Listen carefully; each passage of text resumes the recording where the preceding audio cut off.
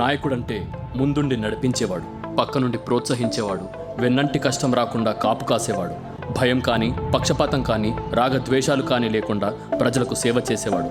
అలాంటి మహనీయులను ఎందరినో ఈ దేశం చూసింది. పుచ్చలపల్లి సుందరయ్య గారు, కామ్రేడ్ పిఎస్. 1962-78లో 2 సార్లు శాసనసభకు ఎన్నికయ్యారు. ఉద్యమకారుడు, కమ్యూనిస్టు పార్టీ వ్యవస్థాపకుడు. ప్రజల్నే పిల్లలుగా భావించి ప్రజాసేవ కోసం పిల్లల్ని సైతం వద్దనుకున్నారు. తరిమల నాగిరెడ్డి గారు కాలేజీ రోజుల నుంచే మార్క్సిస్ట్ ఐడియాలజీ వైపు ఆకర్షితుడై ఉమ్మడి మద్రాసు రాష్ట్రంలో 1951లోను, ఆంధ్రప్రదేశ్ రాష్ట్రంలో 1962-67లలో అనంతపూర్ నియోజకవర్గాల్లో ఎమ్మెల్యేగా ఎన్నికయ్యారు. ఉద్యమ సమయంలో ఎన్నోసార్లు జైలుకు వెళ్లినా ఆయన సేవా తత్పరత సడలలేదు. సొంత తండ్రికి ఎదురెళ్లి ప్రజల కోసం 100 ఎకరాల స్వంత భూమిని దానం చేసిన నిస్వార్థ నాయకుడు. వావిలాల గోపాలకృష్ణయ్య గారు ఉద్యమశీలి, స్వాతంత్ర సమరయోధుడు.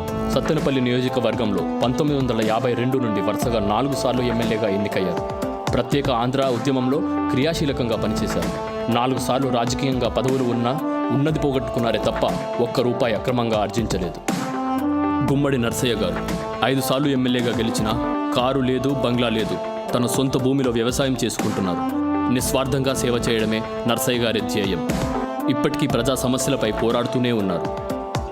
గుంజా బొజ్జి గారు 3 సార్లు ఎమ్మెల్యేగా గెలిచిన పెంకుటింట్లో ఉంటూ ఇప్పటికీ సమస్యలపై పోరాడుతూనే ఉన్నారు ఈ కమ్యూనిస్ట్. భద్రాచలం నుండి 1984 నుండి 3 సార్లు వరుసగా గెలుపొందారు. కరెన్సీకి అమ్ముడుపోని నాయకుడు.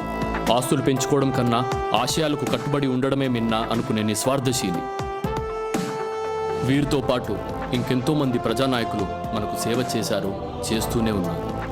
పాలించే ప్రభువులం కాదని, సేవించే బంటులం మేమని ఆచరణాత్మకంగా నిరూపించిన మహనీయులందరికీ మా ఈ వీడియో అంకితం.